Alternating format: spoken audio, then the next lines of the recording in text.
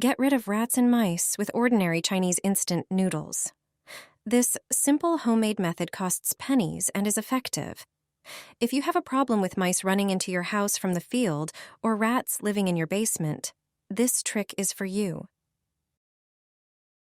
Just one serving of this mixture is enough. To prepare it, you'll need Chinese instant noodles. Crush them into small pieces. Their smell and taste will attract rodents. Also, add a large amount of sugar. It also attracts pests. It will be a trap because the next ingredient is baking soda. Add a generous amount. If it is eaten by rats, they will never appear in your basement again. Mix all the ingredients thoroughly. Place the prepared bowl in the basement corridor. It will effectively attract rodents to it. The soda in their stomachs will start producing gases that they won't be able to expel.